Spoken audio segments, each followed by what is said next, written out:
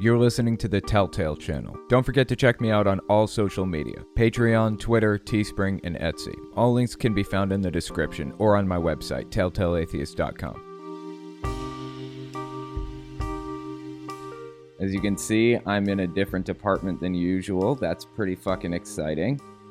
I officially moved to New York City. This is my New York City apartment. It's probably really echoey, and I apologize for how echoey it is. Not much that I can do about it yet. It's completely bare. It's fucking empty in here right now, and that sucks, but we'll get it. I'm just waiting to get all of my stuff up here, and I'm actually leaving in the morning to go back to West Virginia to get all of my stuff. Or not all of my stuff, just get more stuff, basically. I'm really excited, man. I'm so fucking happy to live in New York City, and it is the shit. I don't have any food in my fridge yet because I haven't gone shopping, right? But there is anything that you could ever imagine, like, right downstairs. In the area that I live, there are basically, like, big apartment complexes. Like, they're not skyscrapers, they're mostly 5 stories tall. Some of them get up to like 30 stories tall in my area. They're mostly shorter buildings, but the first floor of every single building is shops, food places, Dunkin' Donuts and sushi and fucking everything, just everything. It is so awesome. I love it, man. It's just the shit. I'm so glad to be here. So fucking glad. And I have you guys to thank. You guys are the ones that helped me get here, so I cannot thank you guys enough, for real. It's just the best. I figured I'd tell you guys why it's super fucking echoey in here and why the wall behind me is completely bare. I don't have my game systems yet either. They're all packed up in boxes, and I fucking miss them, man. I miss my games. My retro game collection, you know. It's going to be at least 2 weeks before I can get all of my game systems here and set up. I don't even have a fucking couch in here. I have a single chair and a single desk. And on top of all of that, I have a Mac that I use for video editing and a Windows computer that I use for other business, like accounting and things like that for my businesses and stuff. And I have like 2 monitors for my Windows computer over here and 2 monitors for my Mac over here, right? So that I can do the editing on it.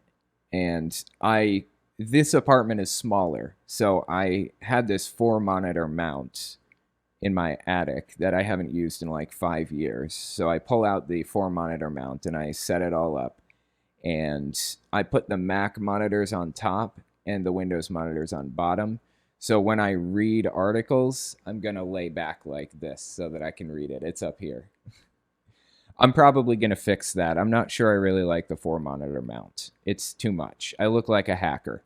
I'm going to take a picture of it before I take it down, and I'll post it to Twitter. But it's a lot. So I just want to get my triple monitor mount and put everything back the way it was in my other apartment. But anyway, it's going to be at least 2 weeks before we get all of our furniture here. Even our beds, I'm on an air mattress. But I'm not in West Virginia, and that's what matters. God, I'm so fucking happy to be in the Northeast again. I grew up in the Northeast, like in Connecticut. I could not be happier, seriously, to be in this area. Fucking love the Northeast. Anyway, but I do live in an apartment complex, so I'm going to have to be a little bit quieter on my rants. Like, I don't know that I can be super loud on my rants. By the by, I see somebody asking questions about the cats and things like that. Asexual atheist, for your family, including the cats. I appreciate that very much. The cats aren't here yet. The cats are still in West Virginia. We're leaving tomorrow morning to get the cats. We're leaving on Tuesday. We're staying the night on Wednesday to pack some things up. And then we're coming back on Thursday with the cats. Jesse Shodel, glad you got moved in. How's Kylie doing? Kylie is doing well. She's doing well. She's doing okay. All right, I'll give you guys this update. Since I moved into my new apartment, basically, even though I am going back to West Virginia, I feel that it's now safe to talk about. I I sent Kylie with my mom in Connecticut because my mom was the only person out of state that I knew and that I knew Kylie would be safe with, basically. And it's been like 3 years since my mom has seen Kylie. She was a little kid when she saw her last. She's a teenager now, basically. And Kylie has a mind of her own. And my mom learned that the hard way. Kylie has been inflammatory, I guess you could say, a little bit. She's laid it on pretty heavy, talking about the bite model and the influence continuum and how the new personality is a sign of a cult. My mom was trying to convert her, and Kylie was having none of it, which I'm proud of her for that. I just wish she'd get along with my mom for this short period of time, you know, when we needed to. They were having a hard time dealing with each other. But Kylie's coming back home to the new apartment on Friday, so I can't wait to see her. It's going to be fucking awesome, man. It's going to be awesome. So anyways, yeah, that's where Kylie has been. She went with my mom. And me dealing with my mom through this time has been a challenge too. My mom supported what I did with the teacher, believes that I did the right thing by reporting her and everything. Surprisingly.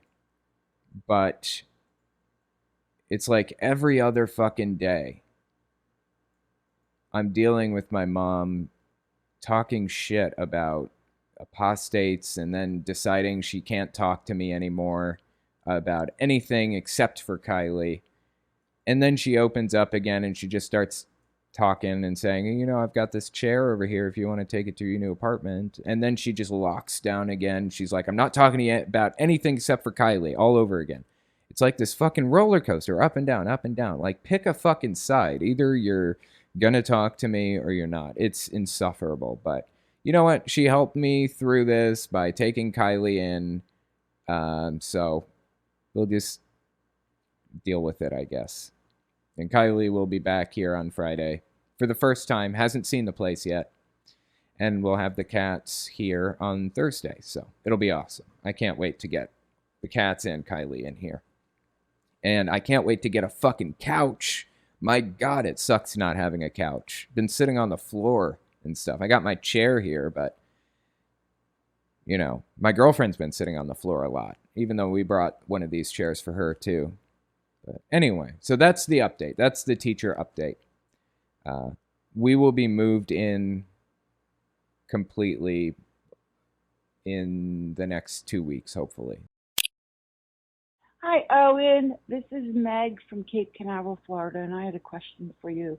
And I don't know if this is, you know, like a private question, but so I was watching the Jehovah's Witnesses Don't Date Ever video, and I was wondering if those type of situations were what made you end up on drugs in the first place. Like, I can't imagine. Like, I'm a recovered heroin addict, so I do understand, and not that we can pinpoint why we did drugs or whatever, but, like, do you think that had anything to do with it? Like, sounded very stressful.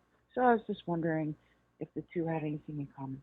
Have a great day. I hope you guys are safe. Hope you and your family are doing well and are safe. Ultimately, it sounds to me like the question is, did Jehovah's Witnesses contribute to me becoming a drug addict when I did? And the answer is yes, to some degree, it did. You mentioned a video that I put out a while back, Jehovah's Witnesses Don't Date Ever, or something like that. And I think the whole idea behind what you were saying is that Jehovah's Witnesses are very, very strict as a religion, and they want to program in a new personality into you. They want you to be like them. They want you to be a clone of what they want. And when you get to a point where that just doesn't work, when you get to the point where you're fighting it like that, they don't like that. They don't want to deal with somebody who's going to fight the personality in that way. And you end up leaving. And when you leave, they've specifically set it up in such a way that you will lose everything and everybody that you ever cared about in your life when you leave the religion. That's the result of not fitting their mold and putting on their new personality, as they call it. When you leave and lose everything like that, inevitably, you're going to go down a bad path. I did go down a bad path because I lost everything. I was already on my way down a bad path at that point, but Jehovah's Witnesses put the gas pedal on. They accelerated it. So I can't say that I blame the religion entirely for my life choices. I don't. I can't say that in good conscience. But they put their foot on the pedal as much as they could and rammed me right into a wall. Hi, Owen. This is Andre from Olympia, Washington. I was wondering, what is your opinion on tarot cards and reading crystal balls? I kind of look at it as kind of harmless on one end, but at the other, it can be kind of detrimental for those who have mental illness. And I realize it's not a cult, but how do you feel about this stuff? Bye. When I was leaving Jehovah's Witnesses, that's something that I started looking into, tarot cards and stuff, because I found it interesting. I wasn't allowed to before. I remember a time I went to my aunt's house, who I didn't really hang out with very often, didn't really know her, but we were visiting family in Connecticut, so we went to see her. My mom and I did. And my mom went out for the evening with a friend of hers, and my Aunt Pat had a friend come over. And I was at my aunt's house, and her friend comes over and gives her a free tarot card reading, and it freaked me out so bad. I was like, oh my God, tarot cards, I'm gonna get Satan all in me. Looking back on it now, I realize how absolutely fucking completely absurd that mindset was. But when I left the religion, I really wanted to look into it and see what it was all about. Tarot cards are ultimately complete bullshit. Tarot cards are nothing more than cards that are general enough. Their meaning is defined in a book, and they're general enough to apply to everybody in any situation. So you get the death card, for example, and the death card has a list of meanings. You can get like tarot cards for dummies or whatever. And look, and the death card means you have dealt with death in your life. You may be close to dying. You may know somebody who died at some point in your life, a grandmother when you were 3, an uncle when you were 10. Doesn't matter. Death has touched your life in some way. Tell me who in the world hasn't experienced that? Who do you know in the world who hasn't had a friend or a family member or somebody important to them die?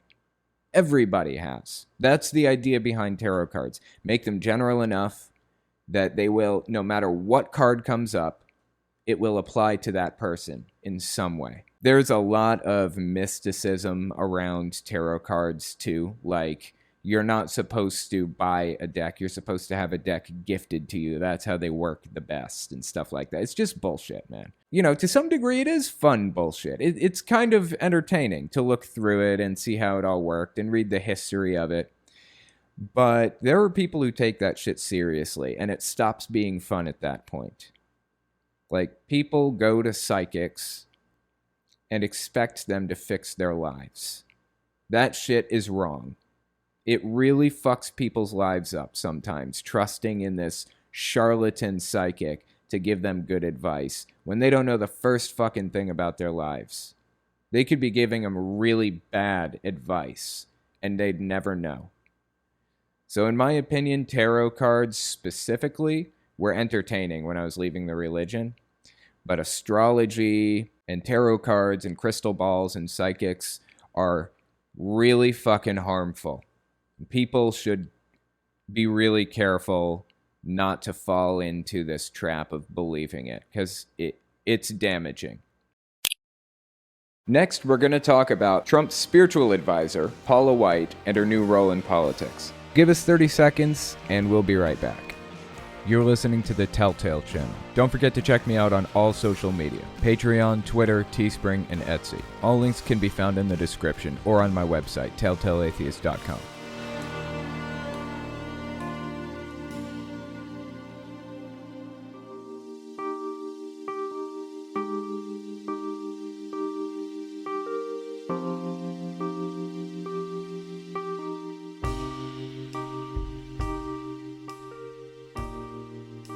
The next article I wanted to talk about is about Paula White. Now, you guys may remember this woman as Trump's spiritual advisor, but I think she's most popular for this clip right here. Strike and strike and strike and strike and strike and strike and strike and strike and strike and strike until you have victory. Yeah, it goes on like that for a while. Do you guys remember this clip? This specific clip from her, I think, is like a minute and a half long. Now, I wanted to listen to some of it, obviously not the whole thing, but I want you to get a good idea of who this woman is and what kind of shit she does before we actually talk about the article. In this specific clip, she was talking about the fact that she was praying for Trump to win the election. I believe it was either right before the election or right after the election. And she was praying for angels to come down from heaven and protect Trump. I mean, remember, she's Trump's spiritual advisor. So let's continue listening. You have victory for every enemy that is aligned against you. Let there be that we would strike the ground, for you will give us victory, God. I hear a sound of abundance of rain. I hear a sound of victory. I hear a sound of shouting and singing. I hear a sound of victory. I hear a sound of an abundance of rain. I hear a sound of victory. I hear a sound of an abundance of rain. I hear a sound of victory. The Lord says it is done. The Lord says it is done. Again, so cringy. Why? Why are you like this? Why do you do these things? You're so fucking cringy. And isn't this outfit she's wearing a little bit immodest? Showing shoulder like this? That's weird, right? That she's doing the whole shoulder thing here? Anyways, that's who Paula White is. There's another clip I wanted to show you from her where she's, again, supporting Trump and trying to claim that he won and blah, blah, blah. So let's watch this one. We push back every agenda that would release a premature satanic agenda in the name of Jesus.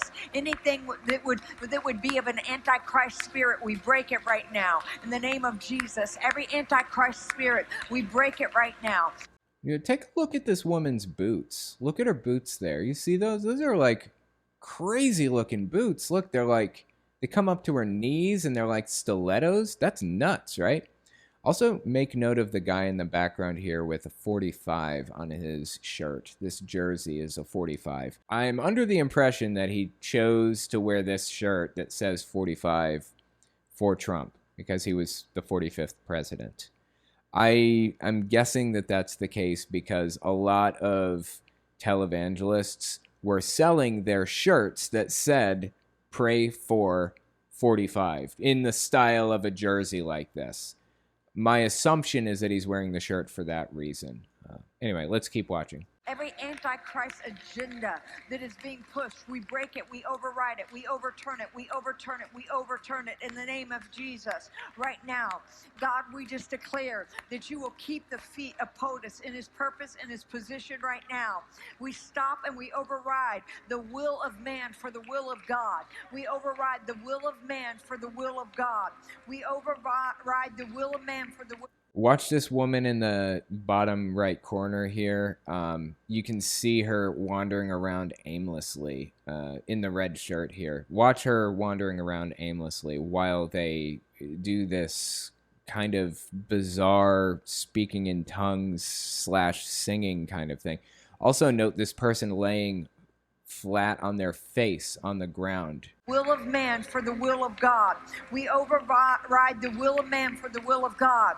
Even when they cry out and say, give us a king, give us a king, give us a king, give us Saul, give us Saul, give us Saul, and you say, you don't want Saul, you don't want Saul, you don't want Saul. We override the will of man for the will of God right now. And we ask by the mercy and the blood of Jesus that you overturn it, overturn it, overturn it, overturn it, overturn it, overturn it, overturn it, overturn any will of man for the will of God right now. All the repetitive stuff, all of the repeating that she did, all of the chants and singing and things like that, that all comes straight from the bite model. All that stuff is designed specifically to put people in a meditative kind of trance-like state in an effort to make them more impressionable.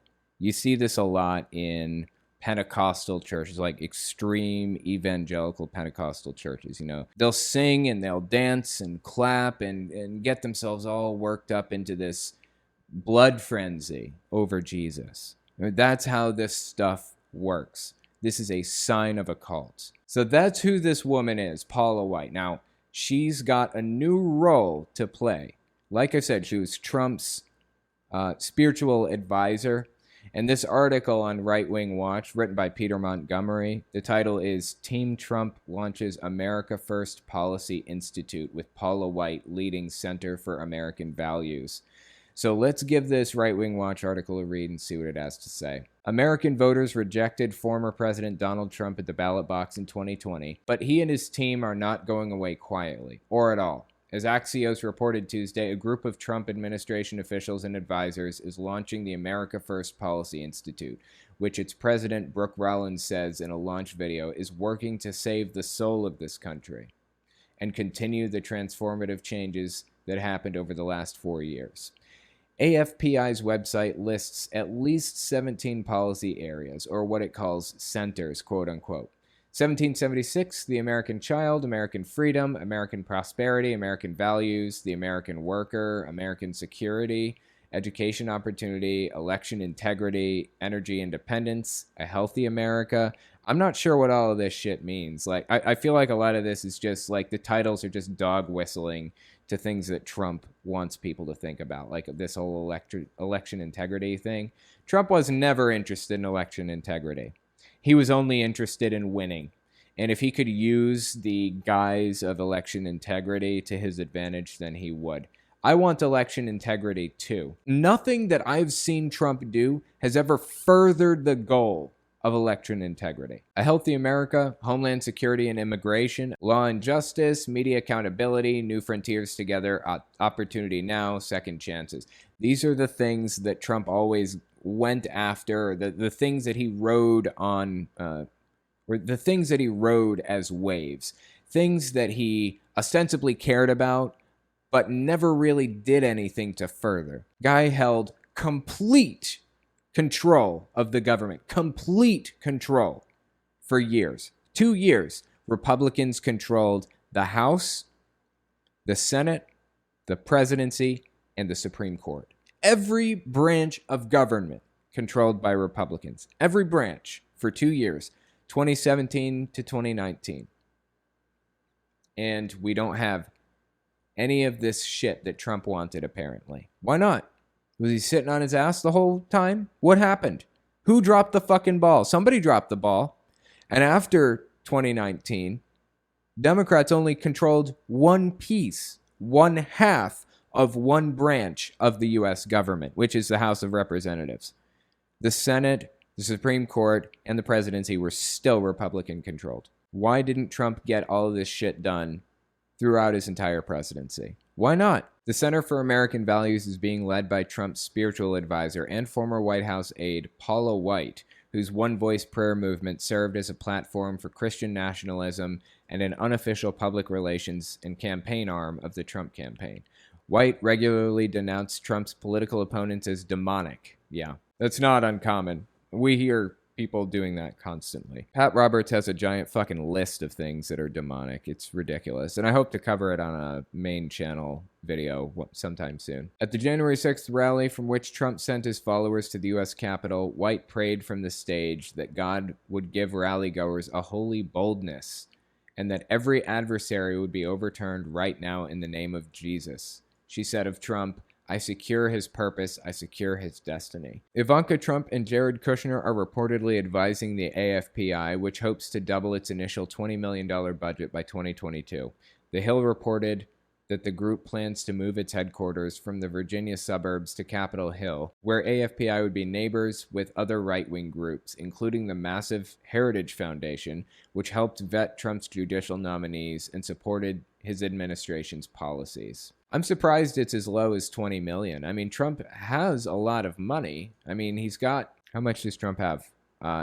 Trump probably has somewhere around $3,999 million, right? I mean, $4 billion. Let's be generous. Let's assume he's got a lot. Why only $20 million out of that $3,999 million. Separately, notorious Trump advisor Stephen Miller has created his own group with the America First branding, America First Legal, which hopes to tie up Biden administration initiatives in the courts, something that'll be easier to do thanks to the ideologues that Trump and Republican senators filled federal courts with over the past 4 years. That is a goddamn shame. I'm really not sure why Trump gives a shit anymore. In fact, didn't the guy say if Biden won, he was gonna leave the country? What happened? Why didn't he leave? I'd love to live in America that's Trump-free. That'd be fucking fantastic, right? MSNBC's Steve Bannon had a snarky response to the launch of a Trumpian Policy Institute. Quote, "Why in the world would veterans of Team Trump need a policy institute? The group's mission is to perpetuate the former president policies," which sounds vaguely interesting until one realizes that the former president doesn't really have any policies. Whenever Trump would try to come up with something resembling a governing agenda, it quickly became obvious that he had poorly thought out whims, which contradicted the agenda of those around him, which were impractical and borderline illegal, and which he'd routinely abandoned based on random segments he saw on Fox News. 100% agree on that. What the fuck, man? It's ridiculous. This whole thing is ridiculous. The announcement is also likely to draw the attention of white nationalist Nick Fuentes, who told attendees at his America First Political Action Conference in February that the biggest threat to the America First movement came from politicians who try to boost their own fortunes by using the movement's rhetoric while advancing an establishment agenda. It honestly doesn't surprise me at all to learn that Paula White is involved in something like this. I just have no fucking clue how somebody like this, somebody like Paula White, is allowed to be this involved in politics without getting in serious legal trouble for it. I thought that the U.S. was supposed to be a secular country on paper. I thought we were supposed to have a separation of church and state. What happened? Why is there a spiritual advisor who is leading political goals, political agendas, political committees, and PACs? How is this legal and why is it happening? How can we further the goals of secularism and get this woman out of government? Next, we're going to talk about Pastor Rick Wiles' bizarre ideas. Give us 30 seconds and we'll be right back. You're listening to the Telltale Channel. Don't forget to check me out on all social media: Patreon, Twitter, Teespring, and Etsy. All links can be found in the description or on my website, telltaleatheist.com.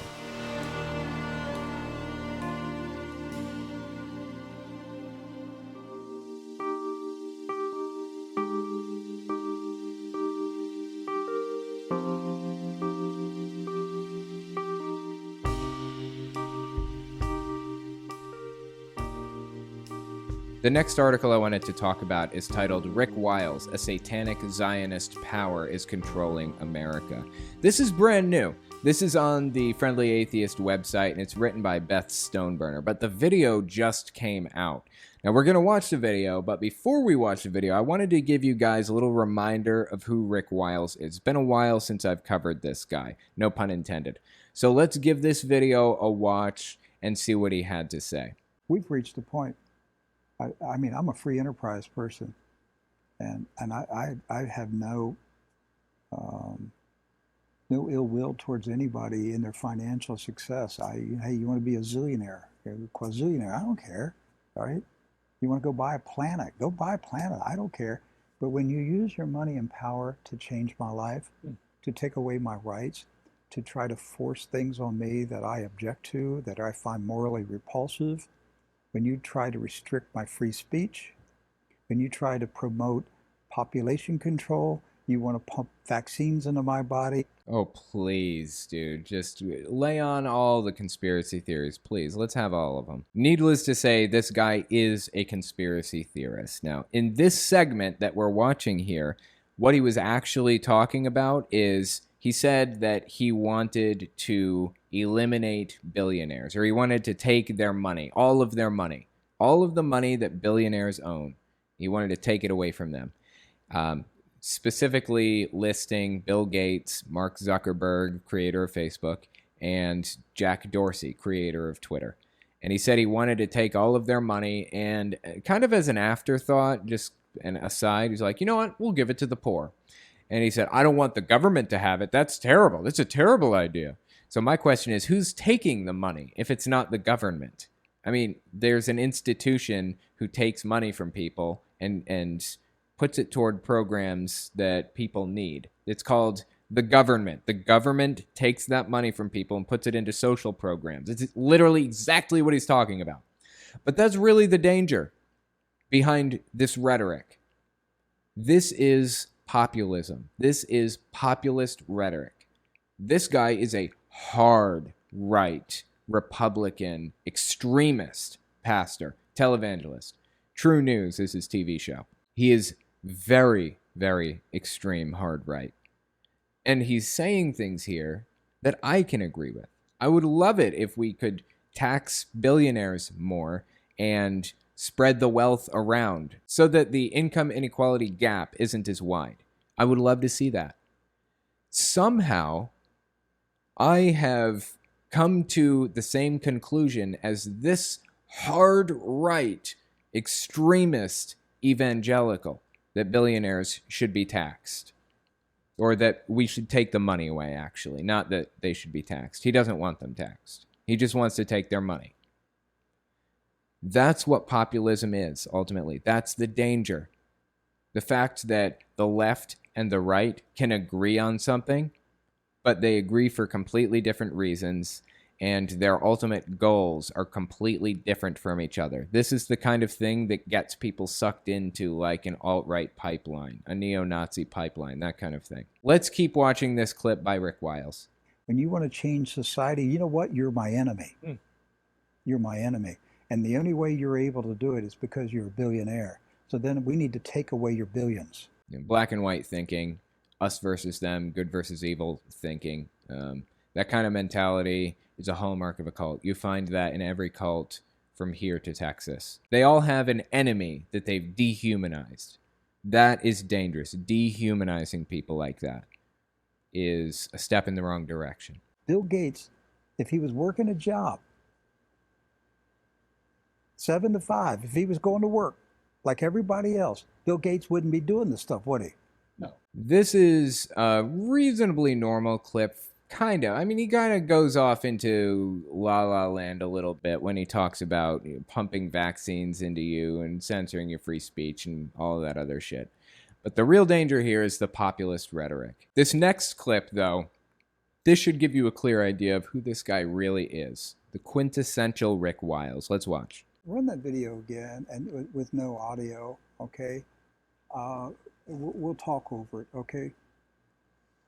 So watch Mr. McConnell here. I know what he's about to say, and you're just like, my brow is so fucking furrowed. It doesn't get more furrowed than this. It's about to get fucking cringy. Strap in. What are we watching for? Right there. His hands. What are you seeing, Doc? Is he telling us he loves us? Right there. Look at that. Look at that. What is Mitch? Are you sending us a signal? Oh my God.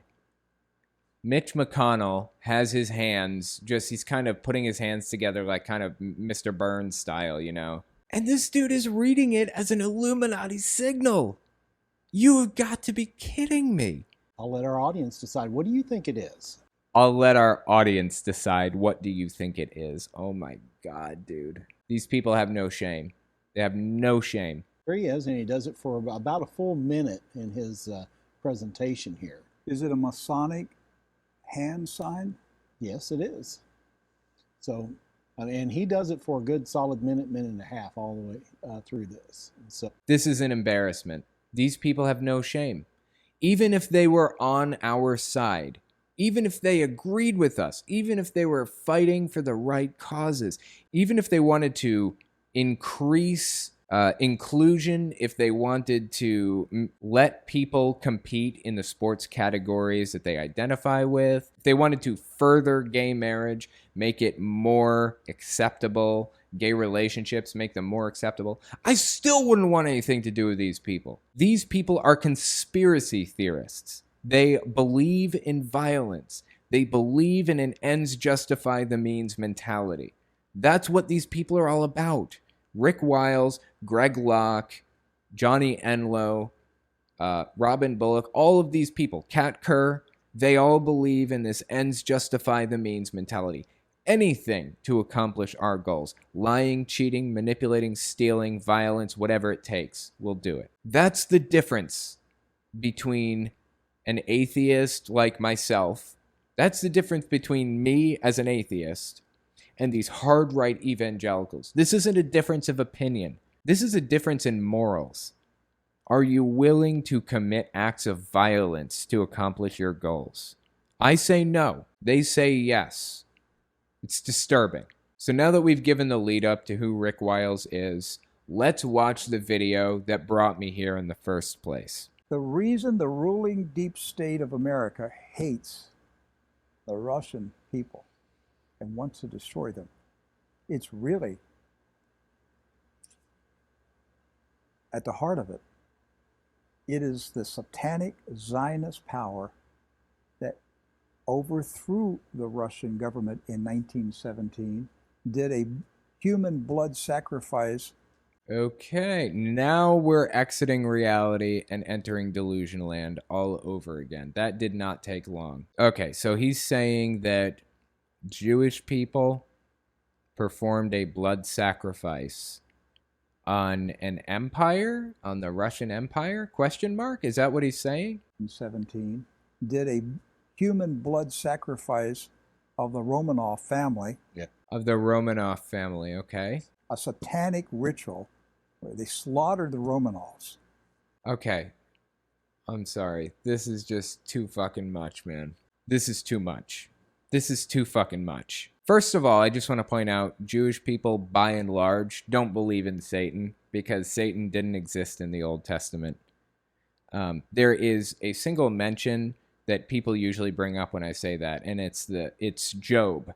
The Old Testament has the book of Job, and in the book of Job, it details supposedly Satan attacking this guy to prove that God is, he's only loyal to God because of what he has given him. That doesn't actually talk about Satan in the original text. It talks about an adversarial angel, basically. Doesn't say Satan. The concept of Satan didn't really exist until the New Testament. And even then, it didn't exist until way, way later. The fact that this guy is buying into this conspiracy that Jewish people performed a satanic ritual, that just makes it that much more absurd. It's already absurd to begin with. It makes it that much more. The Romanovs. There's a satanic blood sacrifice. That same group of Satanists that overthrew the Russian people. I thought they were Jewish. He said Zionist plot. They're Zionists, right? Not Satanists, but Zionists. Are they one and the same to this guy? Does he believe they're the same? Well, 1917. That's what controls America today. That spirit right there is what is destroying the United States of America, destroying our freedom, destroying our culture. That spirit right there. That's what's making war against Russia. They overthrew it. They got free. They got out from under its bondage. And so who's under its bondage now? The American people. Right. We're under the bondage of that same satanic spirit. I'm waiting for him to crack a smile and start laughing, but it's not happening. This is so sad that people genuinely believe this, that people listen to this guy. They're listening to him and believing what he's saying. It's heartbreaking, and it's embarrassing. Same satanic spirit. Who attacks us? Who's always attacking us?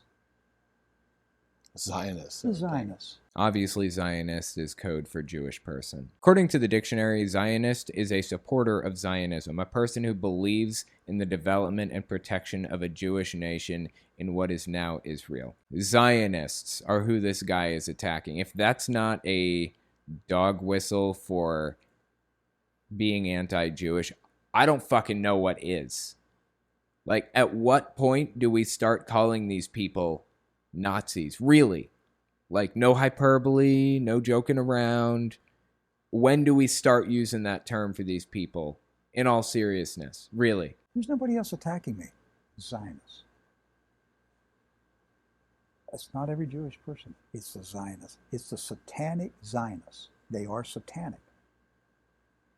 And all Zionists are Bolsheviks wearing different hats. You better believe it. Seriously, man. These people have exited reality and entered delusion land. That's all they are. Old Henry Kissinger is one of them. Old Alan Greenspan is one of them. Who has weakened America? Greenspan and Kissinger. Okay, first of all, I know Henry Kissinger. I believe wasn't he the Secretary of State during Vietnam? He was a really, really bad guy, actually. He did a lot to hurt the country and the world more generally. But it wasn't because he was Jewish. That had literally nothing to do with it. Nothing. I didn't even know the guy was Jewish. I'm just assuming he is based on fucking context clues here. Based on what old Rick Wiles is saying. But what is it about being Jewish that is inherently bad to this guy? This is disturbing rhetoric. Seriously. Disturbing rhetoric coming from this guy. I'm saying this with all sincerity, no hyperbole behind this. This is how World War II happened. This is the mindset that people held right here. This is it. This is what people believed in Germany in World War II. This is how it starts. We should all be worried. Now they want war with Russia because the Russian people got free of their chains and bondage and returned to Christ. That's what it's about. The Russian people returned to Christ. Yeah, I don't know whether the Russian people returned to Christ or not, quote unquote. I know the church has always played a really big role in Vladimir Putin's control of power in Russia. And as a result, Putin has always been very interested in pushing the state religion and preventing people from worshiping in more fringe religions like Jehovah's Witnesses. I assume what he's talking about is it used to be a nationally atheist country, I believe, because it was communist and China is still nationally atheist. But I guess what he's saying is they came back to Christ. They didn't really. Putin is just using it as a means of power and control. But that's another subject for another day. Let's give this article a read by Beth Stoneburner. See what she said. Right-wing pundit and professional anti-Semite Rick Wiles, who said months ago that we should execute supposed liberal traitors, now claims the United States is under control of satanic Zionists. Something else to make note of about this. Usually as I go through this, I highlight things. I've always done that. Guess what happens when I try to highlight now? Alert, content is protected. Son of a bitch, I can't highlight. That's really weird. I wonder why. Right-wing pundit and professional anti-Semite Rick Wiles, who said months ago that we should execute supposed liberal traitors, now claims the United States is under the control of satanic Zionists, quote-unquote. So this is a quote from the video clip that we just watched. It's the satanic Zionist power that overthrew the Russian government in 1917. The same group of Satanists that overthrew the Russian people in 1917, that's what controls America today. Now they want war with Russia because the Russian people got free of their chains and bondage and returned to Christ. That's what it's about. The Russian people returned to Christ. End quote. This is Beth Stoneburner. It's not every Jewish person, quote unquote. Well, thanks for that. The Jews feel so much better now. The insult satanic also doesn't hold much water when it's used to describe a demographic that these days doesn't even believe in Satan. Exactly what I said. Good point. You know, for as old as anti-Semitism is, you'd think its followers would at least come up with some original material. Accusations of blood libel are just as illegitimate today as they were back in the medieval period. All they do is leverage more unjustified hate against an already marginalized group. I could be wrong here, but I believe Beth Stoneburner is a Christian, so I find it fascinating that a Christian on an atheist blog is defending Jewish people. I see this is really the key difference between myself as an atheist and religious extremists on the far right. This is the key difference. A level of morality that doesn't seem to exist on the other side of this debate. I don't believe in destroying people and their reputations by any means. I don't believe in violence or lying or cheating or stealing or any of that shit. I don't believe that it's right to do this shit just to accomplish your political or religious goals or whatever. I don't believe in that shit. But here we are with these people like lying and attacking people and destroying people's reputations and all of this other insane shit just to accomplish their political goals. When will they exit delusion land and enter reality with the rest of us? Next, we're going to talk about Pastor Stuart Allen Clark's history of misogyny. Give us 30 seconds and we'll be right back. You're listening to the Telltale Channel. Don't forget to check me out on all social media: Patreon, Twitter, Teespring, and Etsy. All links can be found in the description or on my website, telltaleatheist.com.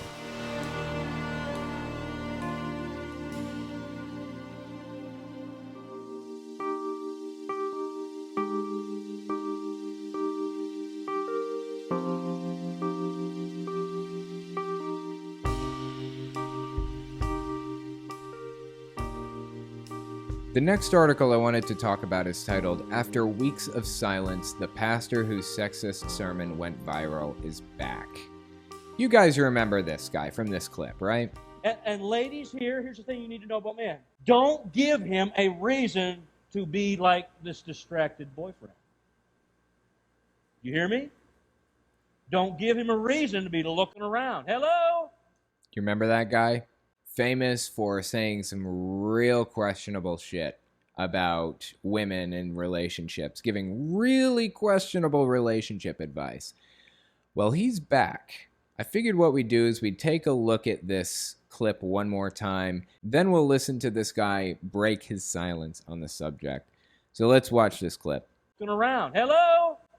Why is it so many times that women, after they get married, let themselves go? Why is it? Why do they do that? Now look, I'm not saying every woman can be the epic trophy wife of all time, like Melania Trump. Okay, that's a really, really weird comparison to make. Pointing out that Melania is like the perfect woman, which is the wife of his spiritual leader, Donald Trump.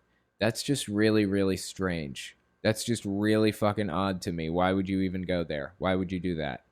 These people, I don't think they realize how cringy they are, in all seriousness.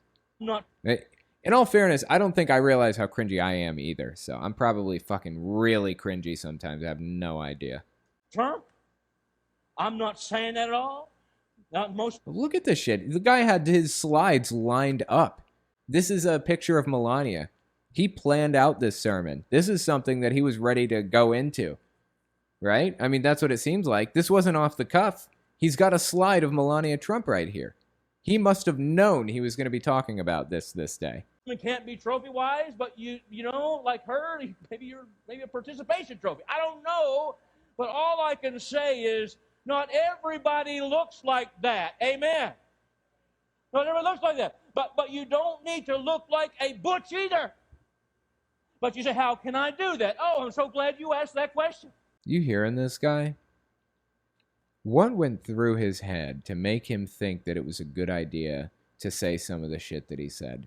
Seriously, how does your mind get there? How did you get to the point where you felt that it was a good idea to talk about not looking like a butch, quote unquote? I'm so glad you asked that question because you're in my office, you and your husband, and we're talking about your marriage, and you've asked me this question about what can I do about that? All right, if you were sitting in my office, here's the first thing I'd say to you. And boy, I hate to say that. This is why I don't do marital counseling anymore. And that is weight control.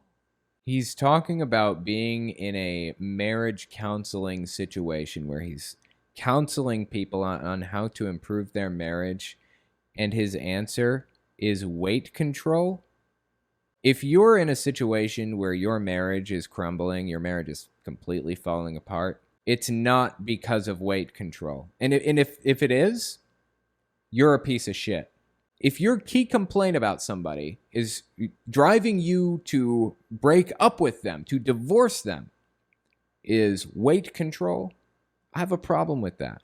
Now, there are some levels where I can understand, like health-wise, if somebody is 700, 800 pounds or something like that. It's very detrimental to their health. And you have to be involved in helping them. A lot of medical issues come along with that. That's a different thing. That's not what this guy's talking about right now.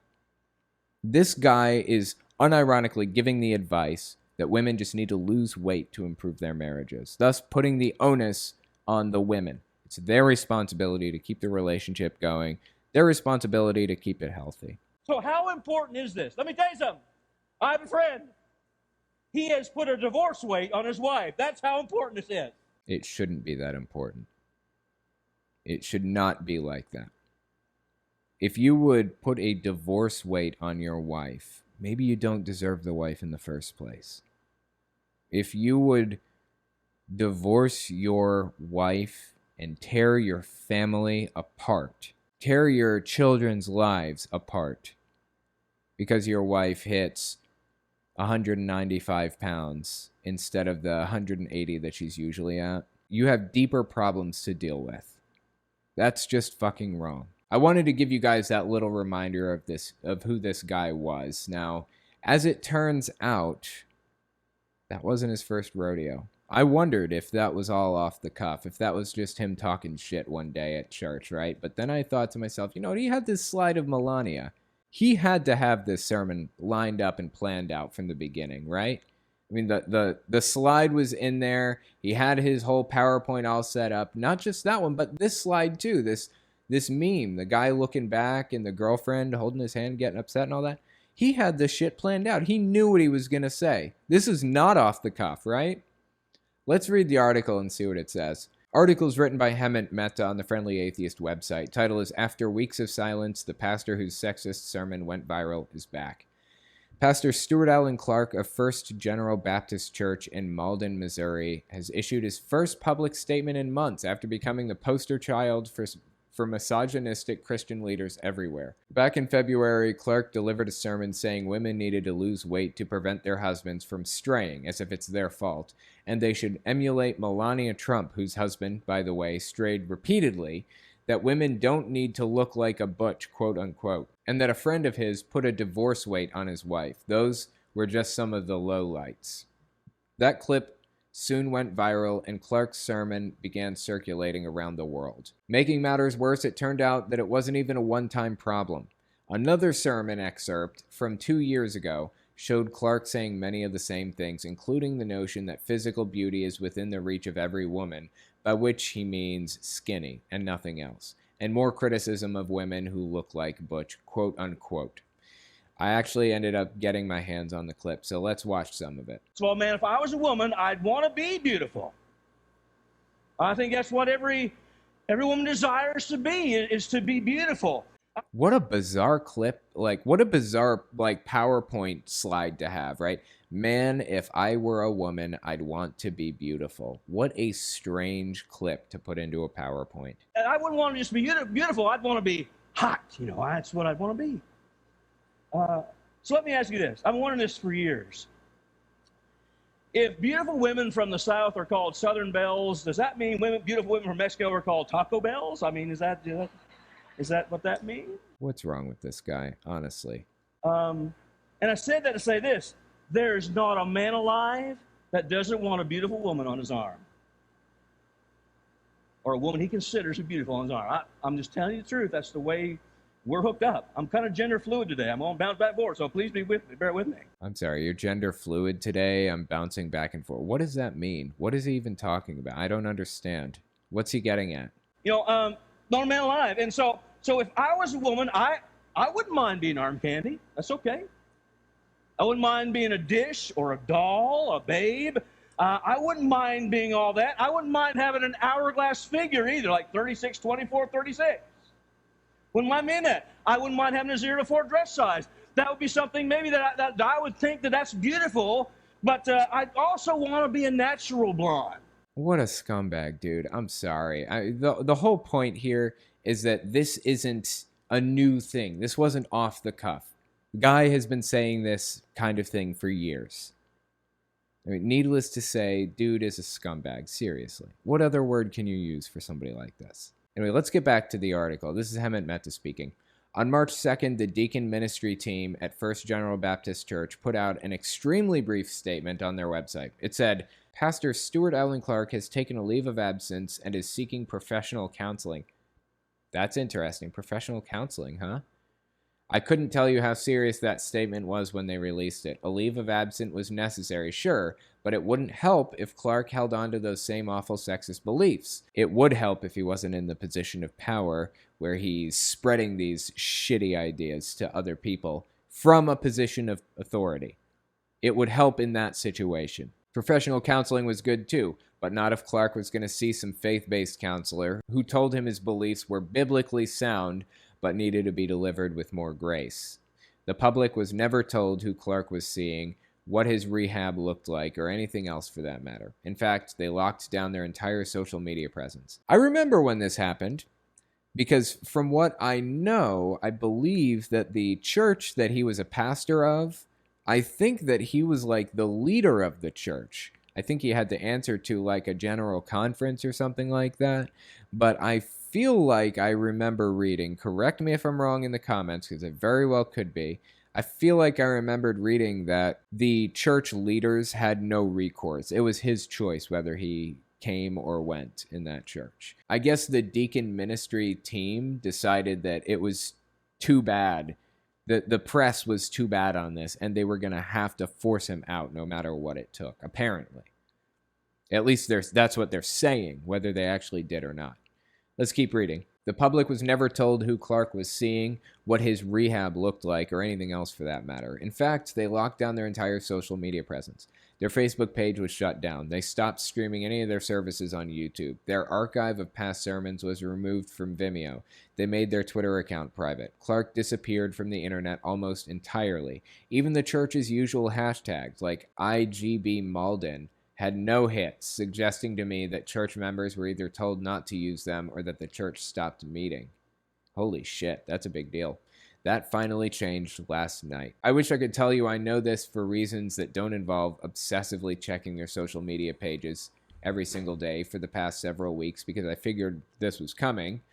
For the first time in nearly 6 weeks, there was an update on the church's website, featured a statement from Clark and another one from the deacons. The church's Twitter account, still locked down, also includes a new website URL, fgbcmalden.org, instead of igbmalden.org. Both URLs currently go to the same place. So here's Clark's quote-unquote apology, or his response to the social media uproar that came as a result of him acting like a scumbag. Dear church and community, on Sunday, February 21st, 2021, I delivered a sermon about men's needs in a marital relationship. In the sermon, I made insensitive remarks about women and made statements deemed unbiblical. Oh, wow. Unbiblical statements. Okay. To the ladies within the church, ladies in the community, and those viewing our live stream, I want to say I'm deeply sorry for any and all pain or distress that my words brought on you.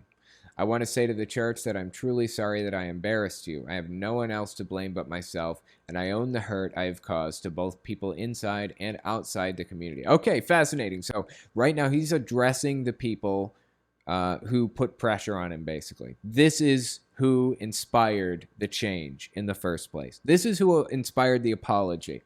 The people in the church who were embarrassed by the fact that the church was put in the spotlight and attacked relentlessly. That's what it looks like to me. Since February 28th, I have taken a leave of absence. I am meeting regularly with a professional counselor. I've secured an accountability partner, and we are and will continue to meet regularly. An accountability partner. Isn't that what people have when they have addictions? An accountability partner follows you around everywhere, makes sure you're not using drugs. I don't think talking bad about women is something that you go to rehab for. I think you just need to reevaluate your views. It's not like a heroin addiction.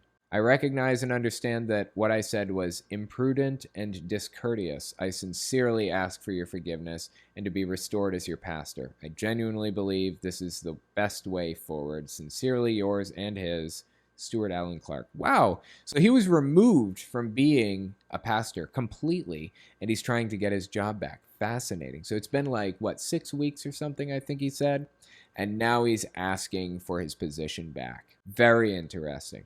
This is Hemet Mehta. It's a start. So much goes unanswered, though. We still don't know what kind of counselor he's seeing. It's not clear if he's apologizing for the way he spoke or the underlying beliefs themselves. We don't know when or if he plans to step into the pulpit again, though he says he hopes to return soon. The deacons are also light on details. This is a quote from the deacons.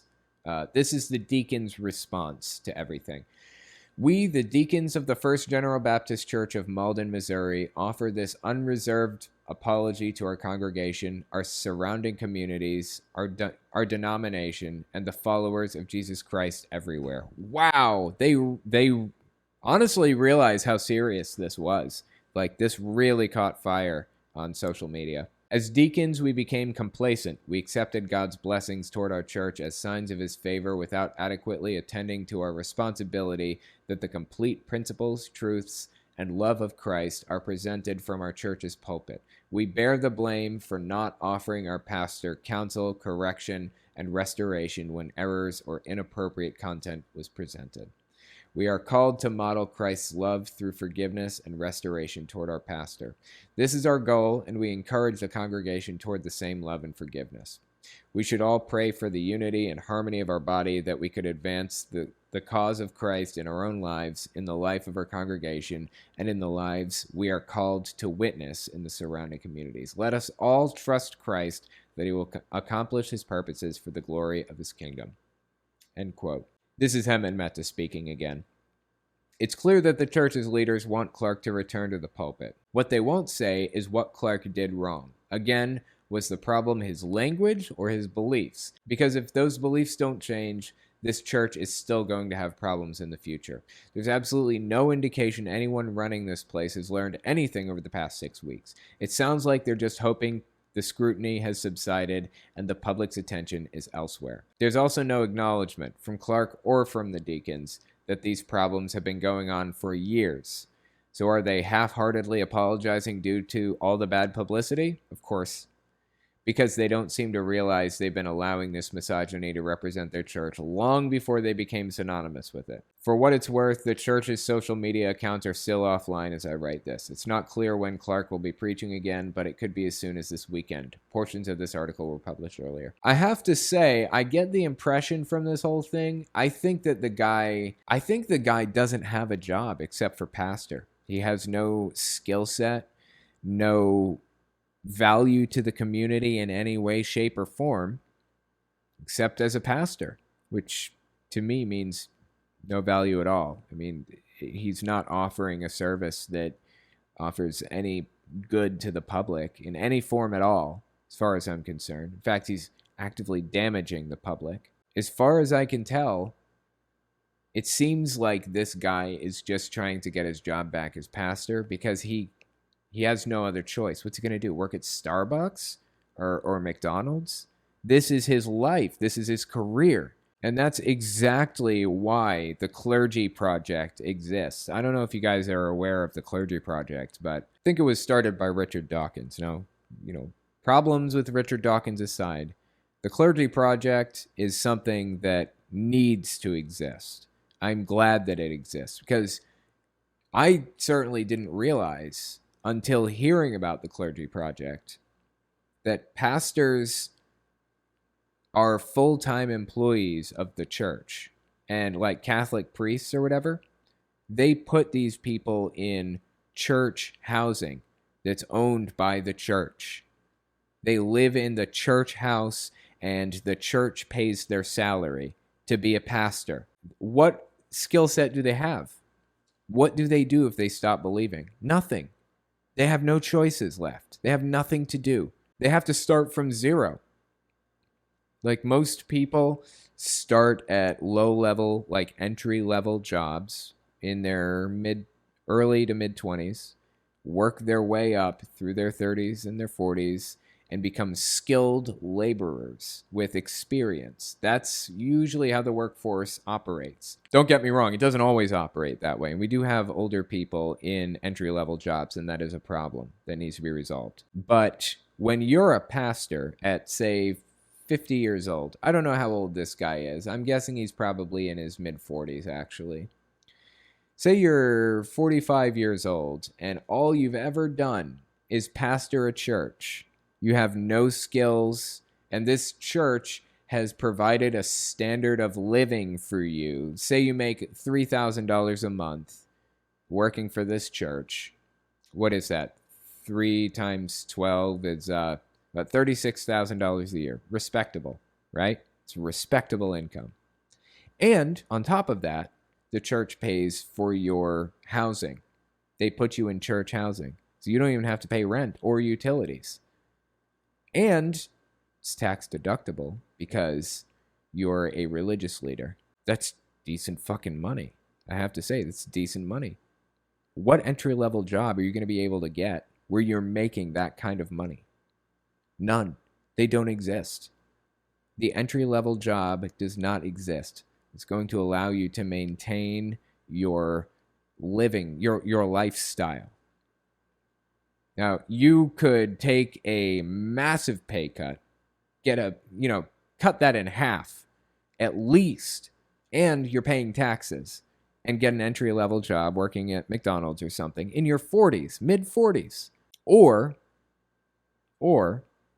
you could apologize for saying something really fucked up and stupid and humbly request to be restored as the pastor of this church once again. I genuinely believe this is the best way forward, quote unquote. Sincerely yours and his, Stuart Allen Clark. I bet. Of course this is about money. Of course this is about getting your career back. Honestly, can't blame the guy for trying. That's kind of a tough situation he's in. But like I said, being the pastor of a church, in my opinion, is toxic to the core. You are doing active damage to society. This guy specifically is doing active damage to society as acting as a pastor to this church. I hope with everything in me that they don't restore him as pastor, but they probably will. Thank you guys for coming and giving this a listen, and I will talk to you next week. If you like what I do and you want to make sure I can continue to do it, you can support me in a few ways. First, you can support me on Patreon. That's probably the best way. But if you want to get something back for your support, you can check out my Teespring. I sell all kinds of shirts and stickers and stuff on there. Second, you can support me by checking out my Etsy store. I sell 3D printed stands for every system, from the original Nintendo to the Xbox One. And finally, if you want to support me in other ways, you can check me out on my other channels. I have the podcast channel, which is where I talk about whatever's on my mind. Politics, social issues, whatever. You can also find it everywhere podcasts can be found. Or you can check out the videos on my main channel where I focus on destructive cults. As it is with most channels these days, I rely on the support of viewers like you to keep my channel alive, so sharing my work is extremely helpful. Anyways, check me out in all those places if you haven't already. Thanks for listening, guys.